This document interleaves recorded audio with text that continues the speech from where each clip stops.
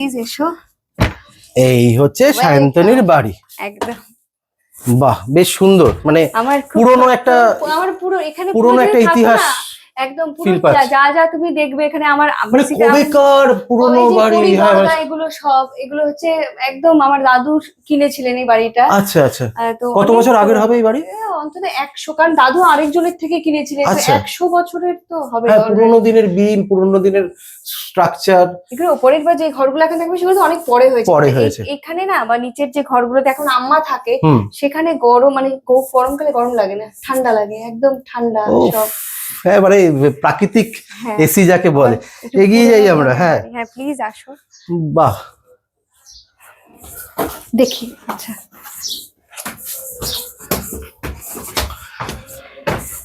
আরো যখন সারেগাঁওপা থেকে এসেছি, এসে আরো আমার বাড়ির প্রতি আমার ইমোশন আরো বেড়ে গেছে। একটু বাড়িটা ঘুরিয়ে দেখাই। এখানে আমার বাড়ি খুব অগোছালো হয়ে রয়েছে, এখনো পুরো কমপ্লিট হয়নি। আর এখানে হচ্ছে এটা আমার একটা ঘর, যেখানে একপাশে ঠাকুর ঘর রয়েছে, এখানে শ্রী জগন্নাথ দেব রয়েছেন। তো আরো অনেক, ওখানে যদি তুমি যাও দেখতে পাবে গুরুদেব রয়েছেন।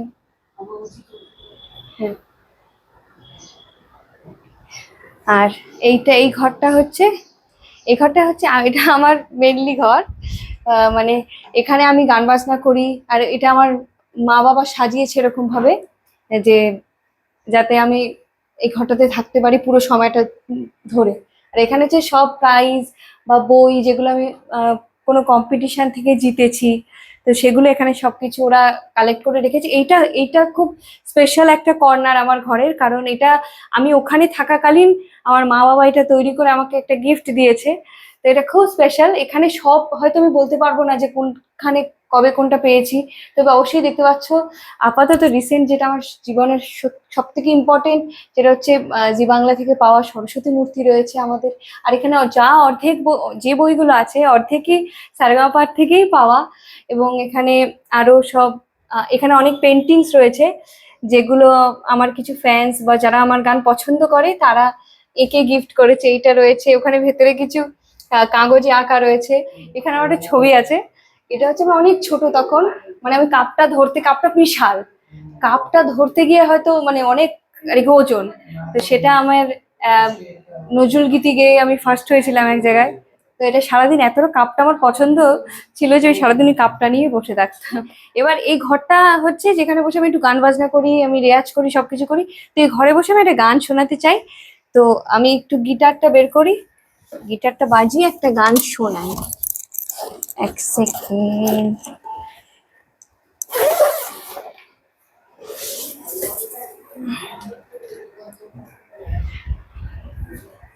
তো কি হয় সবসময় আমি যখন গান শোনাতে মানে রেয়াজ করতে বসি বা কিছু প্র্যাকটিস করতে বসি, আমি মাকে সবসময় একটু সামনে রাখি, যে কি ভুল ত্রুটি হচ্ছে সবসময় নিজে বুঝতে পারি না। তো এখন ঠিক ওই সময়টা আমি একটু গিটারের সাথে কিছু গাই, আর মাকে আমি একটু, ও মা একটু আসো,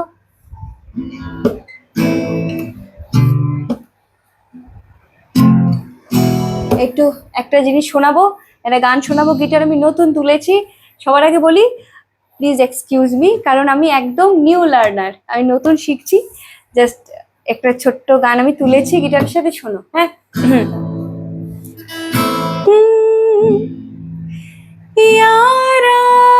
এ কি, দাঁড়াও, তোমরা কি গান ফান শুরু করে দিয়েছো?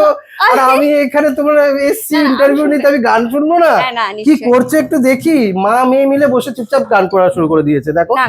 আচ্ছা, দর্শককে বলে দিই, আমরা এখন তো সায়ন্তনীর বাড়িতে আছি, সঙ্গে মাও আছেন, এবং সুন্দর একটা প্র্যাকটিস মুড চলছে এই মুহূর্তে, তাই তো? কি শোনাচ্ছিলে মাকে, আমাকে একটু শুনি। আমি মানে আমার ইচ্ছে আছে যে আমি সারেগাঁওপার, এবার যেহেতু অনেকটা সময় পাওয়া যাবে, আমি বেশ কয়েকটা ইনস্ট্রুমেন্ট শিখবো। তার মধ্যে প্রথম হচ্ছে গিটার। ও আচ্ছা, গিটার শিখবো। এখানে ইউকুলেলি রয়েছে, তার সাথে রয়েছে কিবোর্ড, এগুলো আমি সব একদম সদ্য মানে শুরু করেছি শিখতে। তো গিটারে একটা গান আমি তুলেছি, আমি ওটা একটু শোনাতে চাই। শুনি শুনি শুনি শুনি শুনি। তার আগে জেনে নি, মা যেহেতু পাশে আছেন, ছোটবেলা থেকে কি মাই তার মানে এই হাতে খড়ি এসবে? গানের প্রথম হাতে খড়ি মায়ের হাত ধরে, মা আমাকে প্রথম হারমোনিয়ামে গান শুরু করে শেখানো। তো সেখান থেকে এতদিনের জার্নি প্রথম শুরুয়াত উনি করেন। ঠিক তাই, গল্প তো শুনতে থাকবো, তার আগে গানটা শুনে নি। হ্যাঁ আমি শোনাচ্ছি সুন রাহা হ্যায় না তু, আচ্ছা, গিটারে তুলেছি নতুন, ওটাই শোনাচ্ছি। বাহ কি ব্যাপার। यारा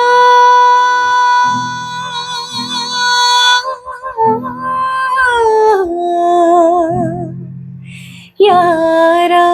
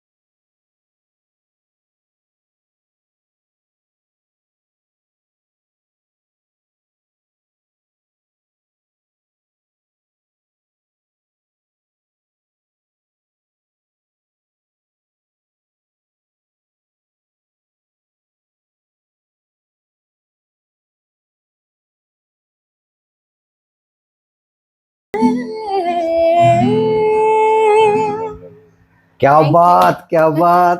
থ্যাংক ইউ। আচ্ছা, কখন মনে হয়েছিল যে মেয়েকেও আমি গান শেখাবো বা বিষয়গুলো, আমার যে ইচ্ছে বা এরকম কিছু ছিল তোমার মধ্যে, একটু যদি শুনি। আসলে ছোটবেলাও আমি নিজেই গান বাজনা শিখতাম। বা এটা তো জানা, এটাই তো বুঝেই গেছিলাম আমি। এবার মানে নিজের সেরকম হয়নি, আমার এমনি একটা গলা ইনফেকশন হয়ে যাওয়াতে আমার আচ্ছা। গানটা সেরকম ভাবে আর করে উঠতে হ্যাঁ, পারিনি। হ্যাঁ, বলো। তো যখন বিয়ে হয়, আমারও খুব কম বয়সে বিয়ে হয়। তো তারপরে আমার স্বপ্ন ছিল যে যদি আমার মেয়ে হয় তাহলে মেয়েকে গান শেখাবো।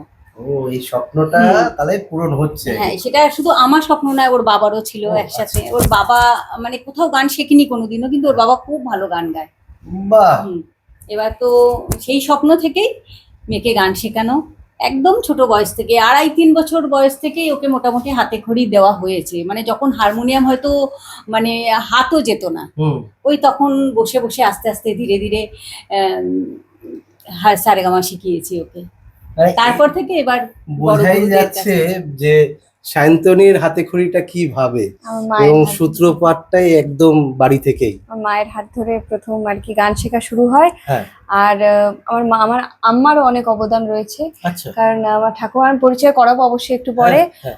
আমার ঠাম্মার সাথে তো আমার পুরো পরিবার আমার পুরো জার্নির সাথে পুরো গান বাজনার আর এত সাপোর্টিভ মানে ভাবা যাচ্ছে না। ঠিক ঠিক ঠিক। কিন্তু সেই জন্য আমার কখনো না ওই যে বলে আমার খুব স্ট্রাগল বা কিছু জন্য মনেই হয়নি, পরিবার পুরো একদম পিলারের মতো পাশে দাঁড়িয়ে রয়েছে। একদম একদমই তাই। এটা অনেক বড় পাওয়া আমার। আচ্ছা, যেহেতু এখন তোমাদের ঠাকুর ঘরে আছে, আর এই মুহূর্তে যেহেতু অম্বুবাচী চলছে, তো অনেকেরই মুখ ঢাকা, হ্যাঁ, হ্যাঁ। তো তোমাদের আরাধ্য দেবদেবী কারা, একটু তুমি যদি আমাদের একদম আমি ছোট থেকে দেখে আসছি, আমাদের বাড়িতে একদম নিত্য পুজো হয়, হ্যাঁ। নিত্য গোপাল পুজো হয়, তো দেখে আচ্ছা। আসছি। আর আমি দেখতেই পাচ্ছি যে শ্রী জগন্নাথ দেব রয়েছেন। হ্যাঁ।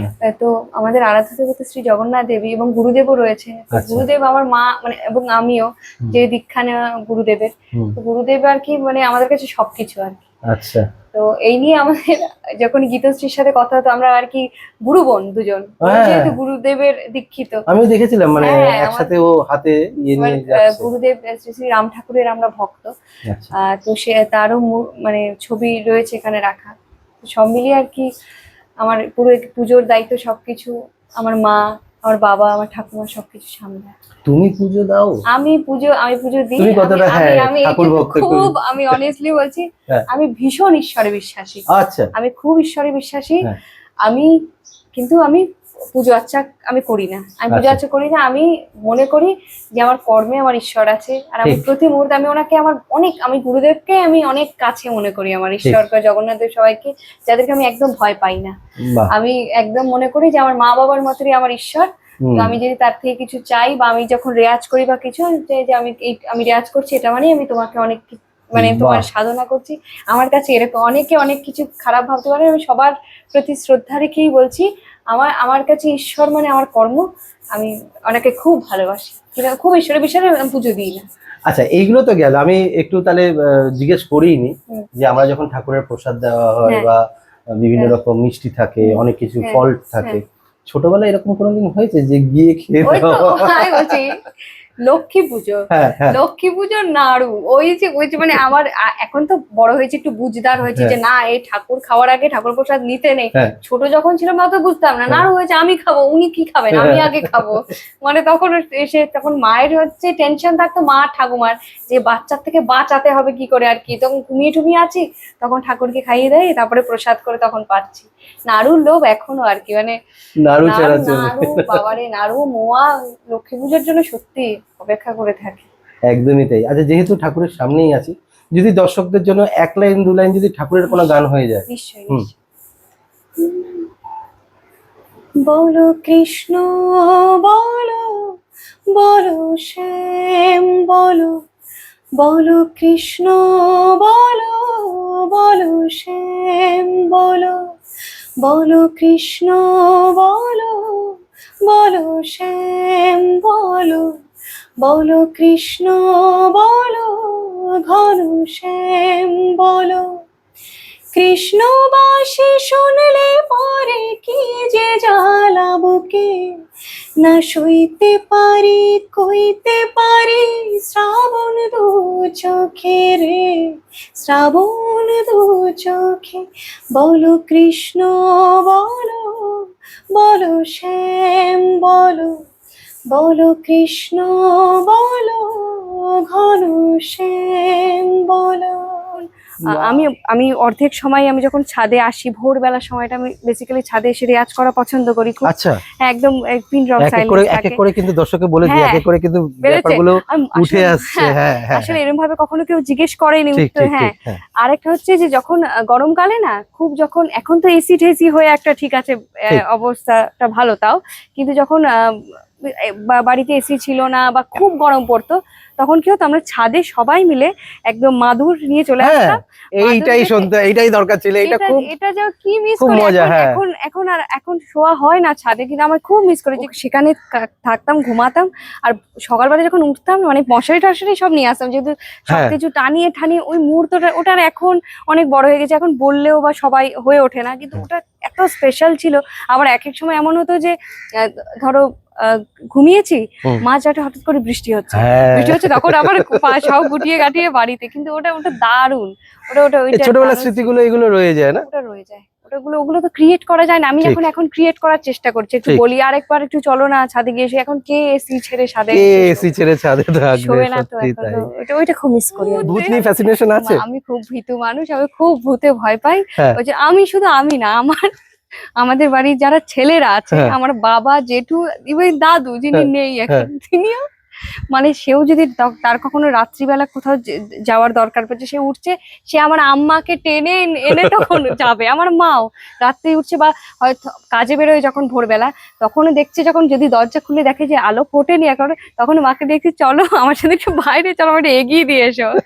সব ভীতু, আমিও খুব ভীতু, আমি ভূতে ভয় পাই। হ্যাঁ। এখন আমি তার যদিও আমি দেখতেও চাই না তাকে, কিন্তু তাও মানে যেই হোক না কেন তাকে আমরা দেখতে চাই না। একদম একদম আমি চাইছি না। একদমই কিছু আবদারে জানি নেই মানে, তোর সঙ্গে আজ আমাকে নে, কিছু আবদারে জানি নেই মানে, তোর সঙ্গে আজ আমাকে নে, এগিয়ে দে, এগিয়ে দে, দু এক পা এগিয়ে দে, হাঁটতে চাই কয়েক পা, তোর সাথে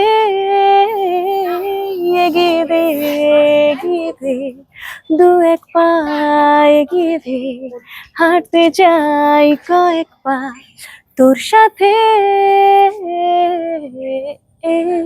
এত সুন্দর বাগান বা এত সুন্দর ছাদ, এই মেনটেনটা কে করে? এইটা সম্পূর্ণ আমার মা।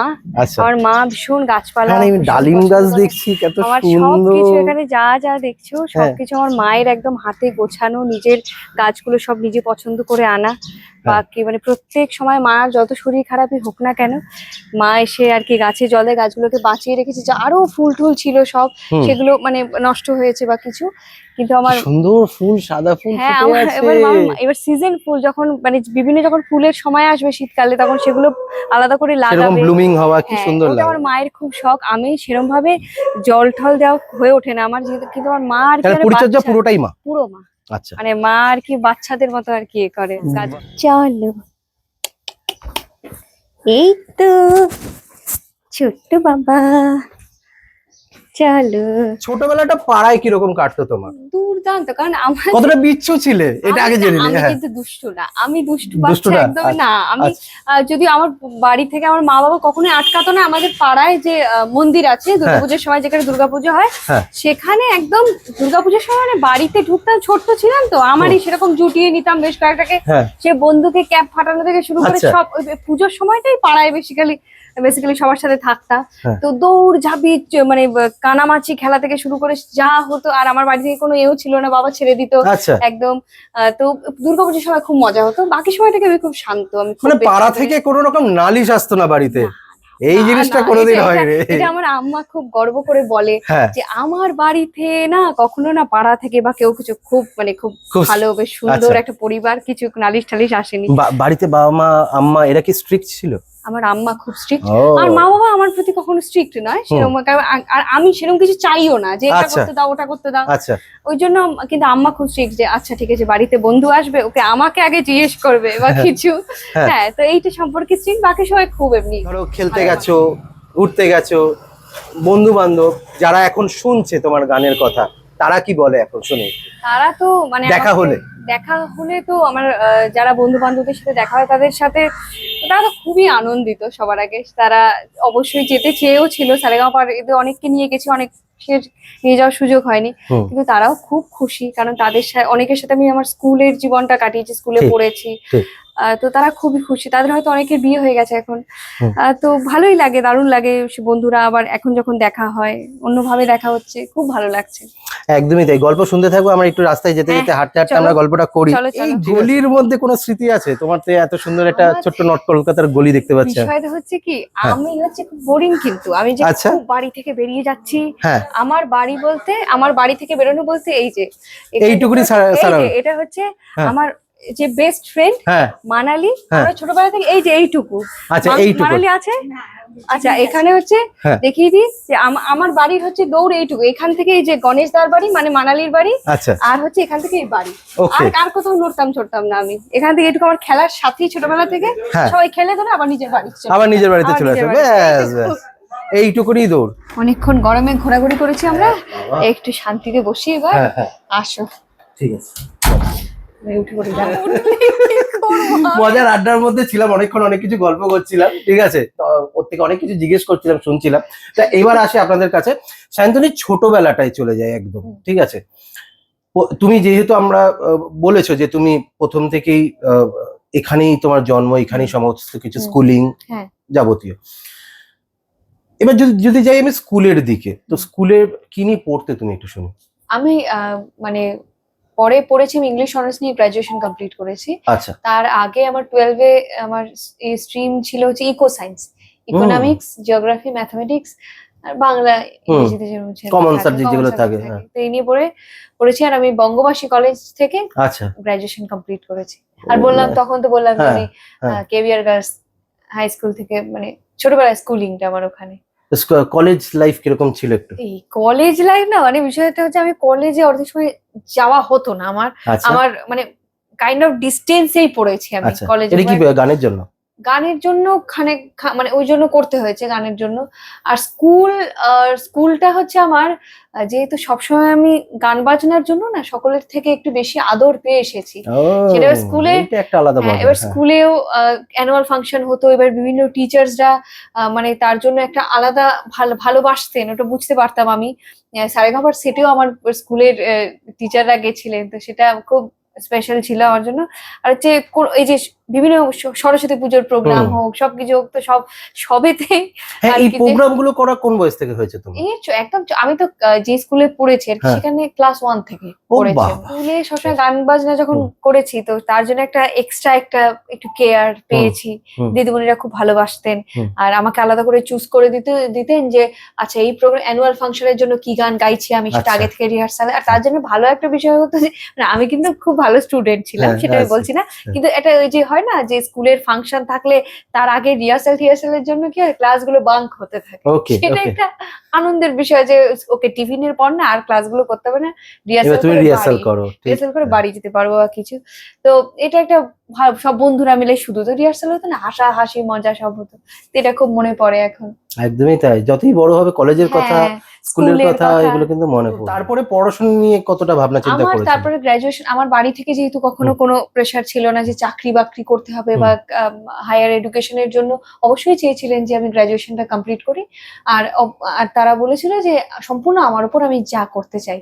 এবার আমি গ্রাজুয়েশন কমপ্লিট করার পর আমার মনে হয়েছে যে আমি একজন ফুল টাইম মিউজিশিয়ান হতে চাই। এরকম অনেক শিল্পীরা রয়েছেন যারা আরো হায়ার স্টাডিজ করেও তারা গান সাথে নিয়ে চলেছে, কিন্তু আমার মনে হয়েছে যে আমি অ্যাজ এ পার্সন হয়তো দুটোকে নিয়ে মানে সঠিক সময় দিতে পারবো না, মানে কোন একটাকে কম বেশি হবে। কলেজ থাকতে হ্যাঁ, আমি ভেবেছিলাম যে কলেজ থাকতে যে আমি পড়ছি, আমি গ্রাজুয়েশনটা কমপ্লিট করার পর আমি ফুল টাইম যে আছে আমি ফুল টাইম মিউজিশিয়ান হব। আর আমি পুরো সময়টা আমার গান বাজনা যেগুলো খামতি আছে বা কিছু, সেখানে আমি সময়টা দেবো পুরো। এটার জন্য আমি মানে এটা ভাবনাটা কিন্তু ছোটবেলা থেকে ছিল না। ছোটবেলায় যেমন মাধ্যমিক উচ্চ মাধ্যমিকের সময় তখন এত পড়তাম, তখন হঠাৎ করে আমার ইচ্ছে হয়েছিল যে না আমি না পড়াশোনা নিয়ে অনেক কিছু করবো, আমি না ডাক্তার হব। আমি না তখন খুব ইচ্ছে করছিল যে এত পড়তে হয় না, ওর ভেতরে ঢুকে গেছিলাম। কিন্তু তারপরে দেখলাম যে না, একটা ভেতর থেকে কল আসে যে না আমি পড়াশোনাটা এত অব্দি করি, তারপরে আমি গান বাজনাই করবো, কারণ ওটা আমার ভেতরের ওটা কি প্যাশন, মানে আমার ভেতরের ইচ্ছে ছিল এটা। আচ্ছা, যদি গান বাজনার প্রফেশনে যদি না আসতে তাহলে তুমি কোন? এই কোয়েশ্চেনটা খুব ইন্টারেস্টিং আমার জন্য, কারণ এটা আমার অনেকজন জিজ্ঞেস করছে। শান্তনী বা শান্তনীদি যদি সিঙ্গার না হইতে কি হতে, আমি না কখনো ভাবিনি। আচ্ছা, সব থেকে বড় কথা মানে এটা আমাকে যখন কেউ জিজ্ঞেস করে না যে সিঙ্গার না হলে কি হতে, আমি না ভাবি যে কি হতাম, আমি তো ভাবিনি কখনো যে টিচার, ডাক্তার, এই কিছু। আমি ভেবেছি আমি সবসময় না আমি সিঙ্গারই হব, মানে আর কিছু রাখিনি যে বাবা যদি না দাঁড়াতে পারি বা যদি সিঙ্গার না হতে পারি এইটা হয়ে যাব তাহলে, বা পাশে একটা কিছু রেখে দেওয়া। ভাবনাটা কখনো ওই দিকেই আসেনি, লক্ষ্য একটাই ছিল। আমি ধরো এই যে এত বছর পরে আমার গান বাজনার, এত বছর পরে আমি মানুষজন যে মানে একটা যে এত অডিয়েন্স আমার গান শুনছেন, এত মানুষ, সেটা তো এখন হলো। ঠিক, অনেক বছর পর আমার গান কবে থেকে শুরু করেছি, তবুও আমার কোনো সময় আমি যদি এটা নাও করতে পারি, এরপরেও যদি আমি কিছু বা এর থেকে বড় কিছু নাও করতে পারি না, আমার তবুও কখনো মনে হবে না আমি না একটুখানি চাকরিটা চেষ্টা করি।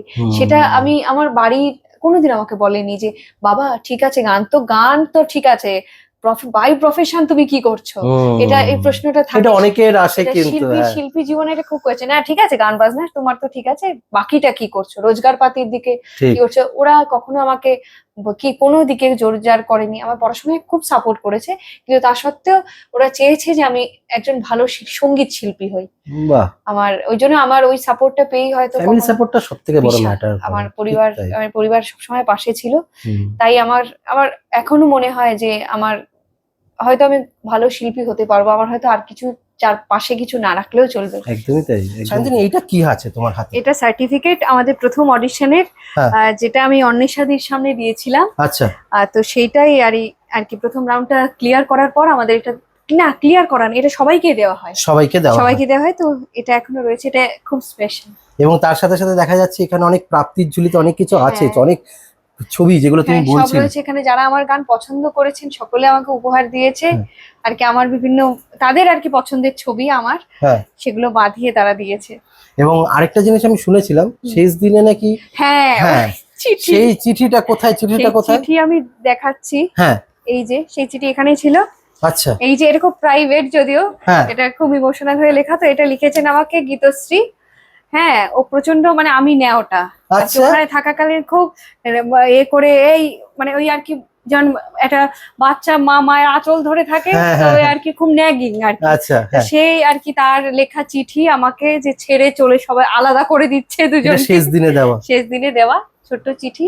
এটা খুব স্পেশাল, এটা আমি তাই এর সাথেই রেখে দিয়েছি। একটা প্রাপ্তি কিন্তু এটা। এটা অবশ্যই একদমই অবশ্যই তাই। এই চলে আয়। পাশেই রয়েছে আমার বোন ও সানা। হ্যাঁ, একটু ইন্ট্রোডিউস করিয়ে দাও তাহলে। তো সানা, আচ্ছা, ওকে নমস্কার। আমি আমার সারেগামাপার বেশ কিছু এপিসোডে দেখেছিলাম।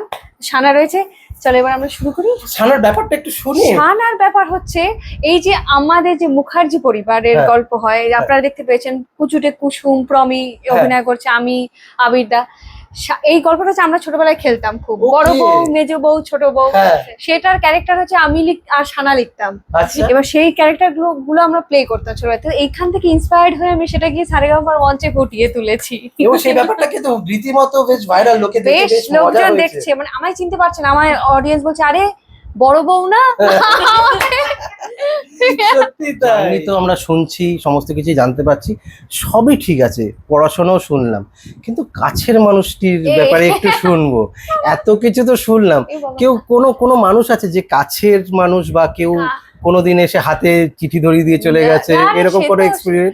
সেগুলো তো স্কুল জীবনে, হ্যাঁ, বা স্কুল কলেজের পাড়ায় কথাই ঠাড়ায় বলছি। তো ঠিক আছে, কিন্তু আমার পরিবারটা আসলে এই যে আমার আম্মা যে এত স্ট্রিক্ট না, এই যে আমি বাড়ি থেকে বেরোতে পারি না, হ্যাঁ। বেরোলেও গানের স্কুল বাড়ি, এই সামনে বন্ধুর বাড়িটাও তাও এত কাছে, তো সেই সূত্রে আপাতত ঘটে ওঠেনি। হ্যাঁ, মানে সায়ন্তনীর জীবনে কোনোদিন প্রেম আসে না না? না না না, বিষয়টা হচ্ছে সেটা ফর্ম করতে সুযোগ পাইনি। ও মানে এসে হাতেও ধরিয়েছে, তার মানে বলতে এবার- হ্যাঁ, স্কুল কলেজে হয়েছে এরকম? স্কুল টাইমে হয় না যে স্কুল ফিরতি পথে, আচ্ছা ঠিক হ্যাঁ। আছে ভালো লাগছে একটু তোমাকে বোধহয়, বা জানিয়েছে কিছু- কেউ? জানিয়েছি তো অবশ্যই। জানিয়েছে তো অবশ্যই, কিন্তু তার আমি রিপ্লাইটা এত- দেওয়া হয়নি। আমি এত ভীতু মানুষ, আমাকে কেউ বললে আমি দৌড়ে আরো বাড়িতে ঢুকে চলে আসছে, আমার যে কি হবে। কিন্তু এই আর কি, মানে আমি আর এগিয়ে যে তাকে কিছু বলতে যাব। এই বিষয়টা আর হয়ে ওঠেনি। শান্তনী, গান ছাড়াও জীবনে ফ্যামিলির একটা প্ল্যান থাকে, হুম। তোমার কবে প্ল্যান আছে যে এই গানের সাথে সাথে ওটাকেও তুমি বজায় রাখবে? বিয়ে। বিয়ে, ভালোবাসা তার আগে, ও, আচ্ছা এইবার বা ভালোবাসা তো প্ল্যান করে আমি না বাইরে ঘুরতে যাওয়া? আগামী 1 বছর পর না আমি চেষ্টা করবো একটা ভালোবাসা খোঁজার। হ্যাঁ, সেটা তো আমি জানি না ঠিক হ্যাঁ। কবে বা কে আছেন হ্যাঁ। সে যে আসবে, জানি না, কিন্তু বিয়েটা আপাতত দাদা ভাবিনি কিছু, হুম, বিয়েটা নিয়ে কিছু ভাবিনি। আর প্রেম ভালোবাসাটা তো আশার জিনিস, ওটা এসে গেলে ভালো হয়, ঠিক আছে। এসে গেলে ভালো হয় কিন্তু মানে আসার জন্য যারা যারা একদম এখনো শান্তনীর গান ভালোবেসেছো, তারা কিন্তু মানে আমাকে কমেন্ট করো, আমি জানিয়ে দেবো, ঠিক আছে? আমি আর কি বেড়েছি। আমাকে কমেন্ট করো, আমি জানিয়ে দেবো শান্তনীকে কারা কারা শান্তনীর প্রেমে পড়েছে। শান্তনী, হ্যাঁ, দীর্ঘ অপেক্ষায় কিন্তু আমরা থাকলাম এই জিনিসটা, মানে কেউ তোমার জীবনে আসুক, আসুক। হ্যাঁ, এবং এসে তাড়াতাড়ি না আমি বিয়ে এত টিয়েটাও রাতে বিয়ে হোক। করবো না। না না, কাজের সাথে সাথে, অবশ্যই আচ্ছা, কাজের সাথে সাথে আচ্ছা, হ্যাঁ, এরকম মানুষ আসুক যে সমস্ত কিছু তোমাকে নিশ্চয়ই। এই জায়গাগুলোতে দেবে একদম। নিশ্চয়ই নিশ্চয়ই, আমি শুধু আপনাদের মনে থাকতে চাই, আমার ও গানের মধ্যে দিয়ে কোনো ভুলভ্রান্তি তো হয়, আমি সেটাকে শুধরে নেব নিশ্চয়ই, আমার এখনো চলার পথ আছে, আরো সময় আছে। আর যেখানে গান শিখতে তারা এই সুখবর পাওয়ার পর কারা কারা ফোন করলো? সকলে খুব গর্বিত আমার, আমি যেখানে গান শিখি, আমার মানে ললিত কলা থেকেও বহুবার ফোন এসছে, তারাও খুব গর্বিত। আর টুনাই স্যার যে মানে দেবাশিস স্যারের, ওটা তো আমার নেক্সট হোম আর কি, তো বাড়ি গিয়ে আমাকে আর কি একদম বরণ করে সুন্দর করে খাইয়ে দাইয়ে যা হয়, গিফট দেওয়া থেকে শুরু করে সব করেছে তারা। তাদের কাছে আমার বাড়িতে তো সেলিব্রেশন চলছে, বন্ধু বান্ধবরা ফোন করছে, সব মিলিয়ে আপাতত বেশ ভালো আছি। একদমই। এবং গিফট পাওয়া নিয়ে যেই বললে, সারেগামাপার মঞ্চে তো প্রচুর গিফট পাওয়া হয়েছে, বাবা। এটা না শুনলে তো একদম মানে ও বাবা। মুখিয়ে আছি, শুনি একটু তোমার থেকে। সারেগামাপার মঞ্চে গিফট বলতে চিঠি, হ্যাঁ। সবার সব থেকে বেশি চিঠি পেয়েছে হচ্ছে আয়ুষ, খালি লাভ লেটার, ও বাবা, সব লাভ। আমার লাভ লেটার জন্য আমার কাছে প্রচুর, এটা বলা যাবে না না আমার লাভ, না না না এরকম কিছু হয়নি, হ্যাঁ। কিন্তু আমার এই যেমন বললো আমাকে প্রচুর মানুষ ছবি এঁকে দিয়েছে বা কিছু, অনেকে অনেকে মানে মেসেজ গুলো দেখলেও ভালো লাগে, অনেকে বলতে চায় দিদি তোমার মতো, তুমি ইন্সপিরেশন বা কিছু।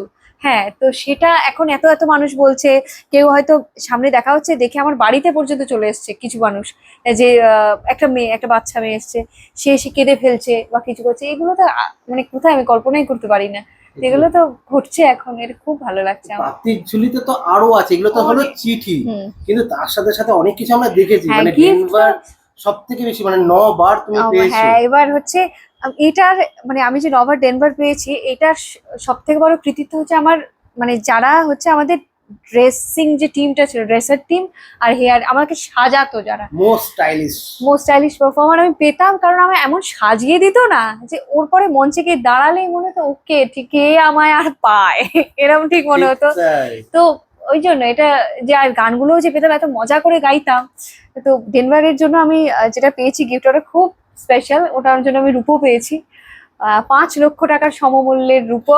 এই বাজারে 5 লক্ষ টাকা সমমূল্য, প্রাপ্তিটা ভাবা যাচ্ছে না, পুরো ব্যাগ ভর্তি করে এত এত খুশি, গিফট সবকিছু এনেছি, চেকস কত কিছু, হ্যাঁ অনেক কিছু দাদা। সত্যি তাই, মানে এই প্রাপ্তি ঝুলিতে তো আরো সারা জীবন পড়ে আছে, এই তো সবে শুরু হলো, একদমই তাই, আমরা এগিয়ে যাই এবার আস্তে আস্তে বাকি।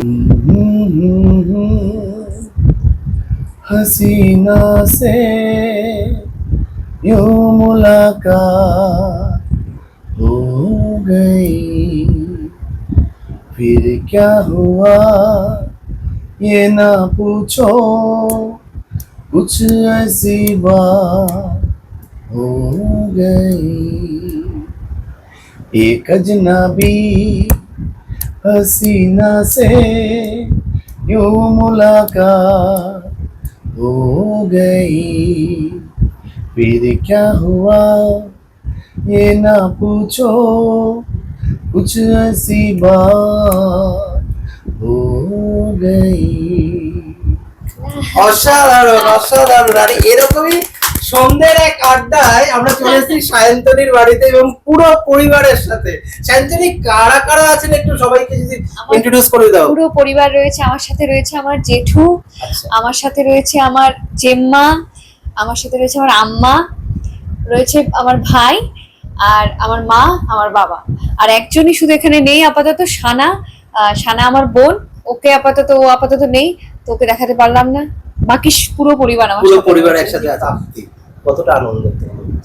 ভীষণ ভীষণ আনন্দে, মানে এটা অপ্রত্যাশিত একটা আনন্দ আমাদের কাছে। মানে আমি অনেক দিন থেকে চাইতাম, আমি নিজেও অনেকবার চেষ্টাও করেছি বেশ ছোটবেলায়, তো আজকে সেই স্বপ্নটা আমার মেয়ে সত্যি করে দিয়েছে। তো আমার কাছে এটা একদম স্বপ্নের মতন একটা ব্যাপার আর কি।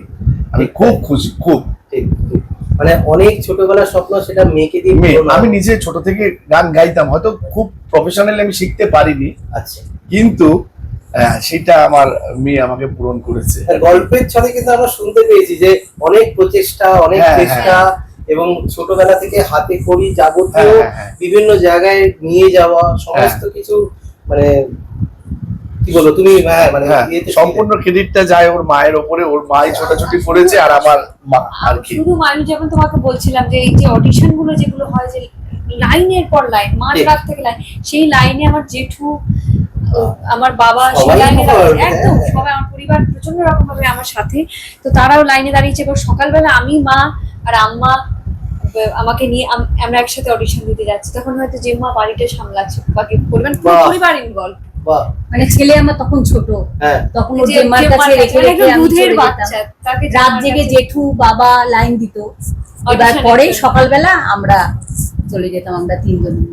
একটা কথা কি, ছোটবেলার থেকেই খুব বাধ্যের, খুব ভালো মেয়ে, মানে যেটা যা বলবো আমাদের কাছে। এখন আমার মানে বেশি কষ্ট লাগে যখন নাকি ও দিয়ারাতে যেত একা, তখন আমি ভাবতাম একা চলে যাচ্ছে, কিন্তু যখন ছোট ছিল, যখন ওকে নিয়ে আমি অডিশনে যেতাম, তখন বলতো আম্মা বাসে যাব না, তুমি আমাকে ট্যাক্সি করে নিয়ে চলো। হ্যাঁ। তখন আমি বলতাম, শোনা আমি তো রাস্তা চিনি না, বাসেই যাব। না মা আমাকে ট্যাক্সি করে নিয়ে যাও। যখন ও একা যখন ওকে দিয়ারাতে যাচ্ছে, আমার সেদিন খুব কষ্ট লেগেছিল। আর ওইটা বলছি যে আমি মানে এই অডিশন তো একদম শুরু থেকে দিয়ে আসছি। ওকে, কারণ অডিশন তো শুরু থেকে দিয়ে আসছি, তখন পুরো পরিবার ছিল। এবার তখন কোনো অডিশনে গিয়ে সেই রকম ভাবে ফর্ম তো করতো না কিছু। এবার লাস্ট যে যেটাতে আর কি এত বড় মঞ্চে গাওয়া, সেই জার্নিতে আমি যতবার ডিআরআর গেছি আমি একাই গেছি। কারণ আমি বারবার ওদের আর চাইনি যে সেই লেবারটা দিক আরো কষ্ট বা কিছু, ওই জন্য আমি নিজে নিজে গেছি। ওটাই বলছি যে একা পেরেছি যেতে, ওটাই বলার চেষ্টা। হ্যাঁ, বলতে বলতে ভার হয়ে আসছিল গলাটা, সেটা আমি বুঝতেই পারছি। গার্জেনদের খাওয়ার কোনো নেই। আমরা এই রাস্তার মধ্যে পুকুর ধারে বসে হাওয়া ছাড়ছে, ভয়ও লাগছে, কচি বাচ্চা রেখে গেছি, যদি আমার বইয়ের কিছু হাওয়া বাতাস লাগে, বুঝেছো? এইটা কিন্তু এই আম্মা যে গল্পটা বলছি যে অডিশনের সময় রাস্তার প্রায় ধারে বসে কাগজ পেতে খাওয়া, এটা শুধু আমার পরিবার বলে নয়, এটা এরকম অনেক পরিবারের গল্প যারা সেই অডিশনটা দেয়। ঠিক ঠিক। তো এটা আমার আজকের এই যে জার্নিটা, এটা অনেকের জার্নির একসাথে রিপ্রেজেন্ট করছে আমি। একদম তো নিশ্চয়ই মানে যাদের এখনো হয়নি তাদের নিশ্চয়ই কোনো না কোনো সময় হবে, এরকম পরিবার প্রচুর আছে। এটা আর কি এই আমাদের গল্পটা তো জন্য আমরা দেখতেই পেয়েছি যে এত বছর ধরে তুমি চেষ্টা করে লাস্টে, এবং আমি এটাও শুনলাম, দর্শকদের বলে রাখি, সেটা হচ্ছে অনেক ক্ষেত্রে চেষ্টা করেছে যে আমি যাবো না বাড়ি থেকে লুকিয়ে, সেই গল্পটা শুনি একটু শুনি, মা থেকে শুনি। মেয়ে নাকি বলতো না যে যাচ্ছি অডিশনে বা পালিয়ে যাওয়ার চেষ্টা করতে, এই গল্পটা আমি শুনেছি, একটু শুনি তোমার থেকে, কেমন লাগতো? না আসলে কি হয়েছে, ও বেশ কয়েকবার তো গেছে, এবার প্রায় সময় দেখা যেত যে ও সিলেক্ট হতে পারতো না। হ্যাঁ। তো এবার ও না আমাদের আর এই খারাপ লাগাটা আমাদের আর বলতে চাইতো না, ও লুকিয়ে লুকিয়ে কখনো দিত, গিয়ে যদি সিলেক্ট না হতো আর বলতো না। ওই জন্য ও না এরপরে একদম অনিচ্ছা সত্ত্বে লাস্ট বার যখন জি বাংলা সারেগামা বা এই বছর যেটা ও সিলেক্ট হয়েছে, এবার ও আর কি নিজেই গেছে, বলেছে যে মানে আমি বাই প্রেশার পাঠিয়েছি। আমি বলেছি দেখ এইবার যদি তুই সিলেক্ট না হতে পারিস তাহলে আর বলবো না, এই লাস্টবারের মতো তুই শেষ চেষ্টা কর, তারপরে আর বলবো না। এবার তো তারপরে তো বলেছে কি গল্প। একদমই তাই। ভাইয়ের থেকে জিজ্ঞেস করি, ভাই তো তখন থেকে চুপচাপ হয়ে বসে আছে। ভাই কেমন লাগছে দিদি আজকে এত সুন্দর সাকসেসফুলি তুমি দেখতে পাচ্ছ, এরকম সবাই ভালোবাসা প্রত্যেক দিচ্ছে। বছর আমি মানে টিভিতেই দেখতাম আর কি, বাবা আমার টিভিতেই রাতে রাতে দেখতাম। আচ্ছা। দিয়ে এবছর যে পুরো একদম ডাইরেক্টলি একদম গিয়ে দেখতে পারবো এটা ভাবিনি। এই চোখের সামনে এত বড় মঞ্চকে দেখে কিরকম লেগেছে? একদম মানে স্বপ্নের কথা, একদম যেটা টিভিতে দেখতাম সেটা ওখানে গিয়ে দেখছি। এবং ফিনালেতে এত যেসব মানুষের আমরা স্বপ্ন দেখি যে সামনে লাইভ দেখছি তাদেরকে, এই এক্সপেরিয়েন্সটা কিরকম তোমার?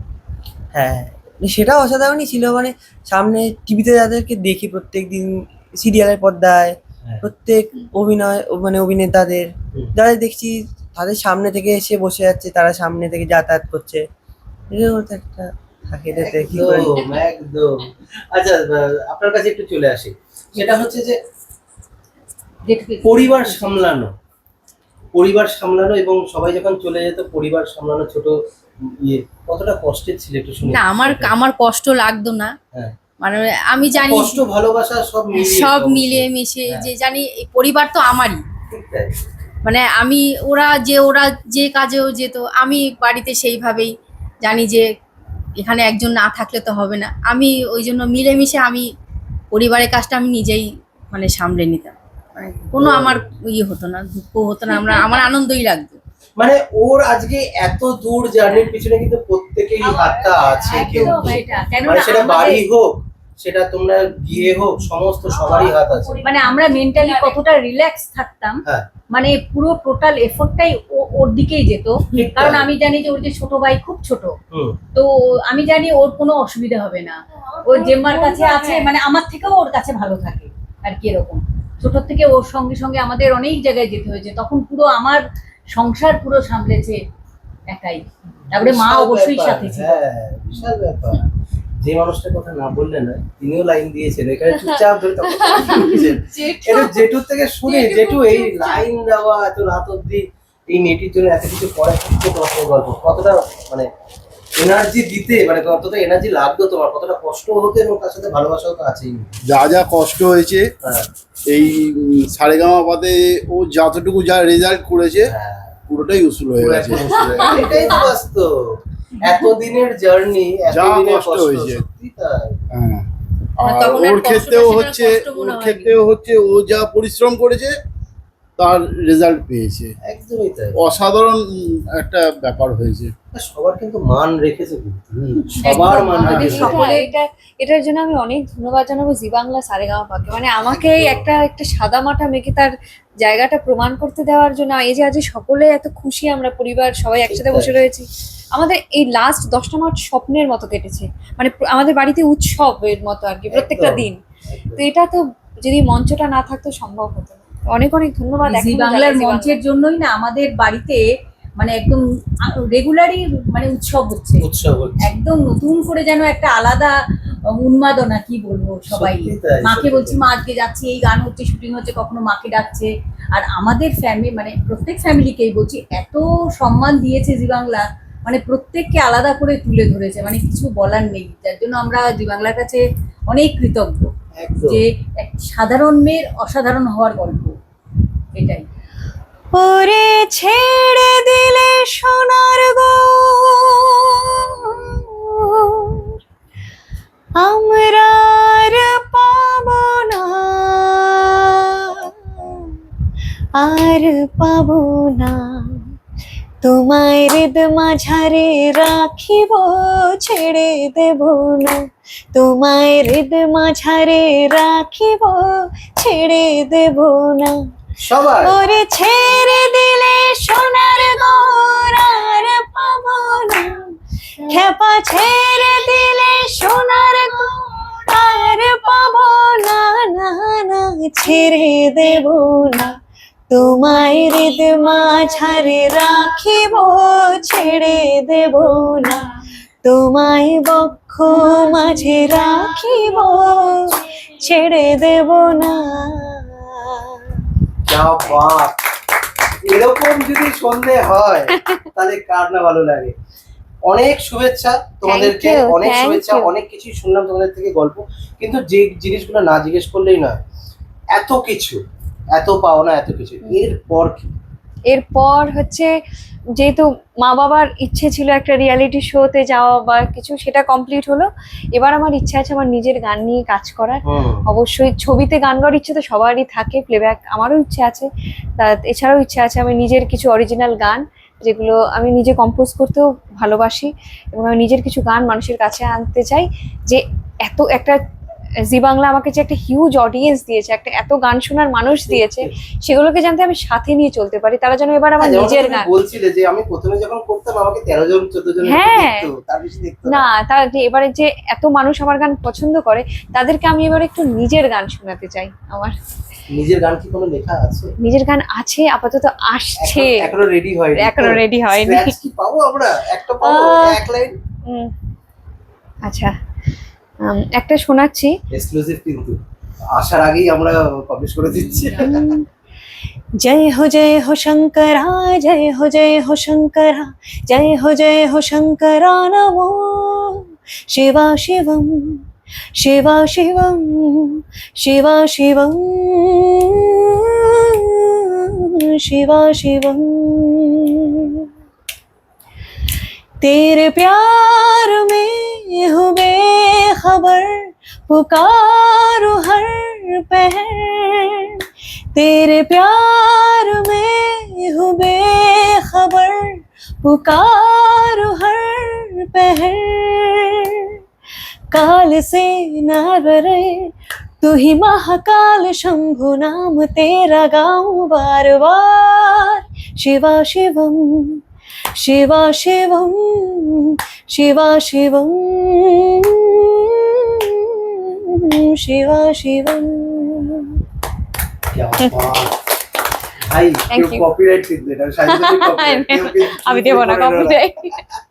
নিও না কেউ। যাই Thank হোক, you. খুব ভালো লাগলো তোমাদের সাথে তো থ্যাংক আড্ডা ইউ, দিয়ে। আমাদেরও অনেক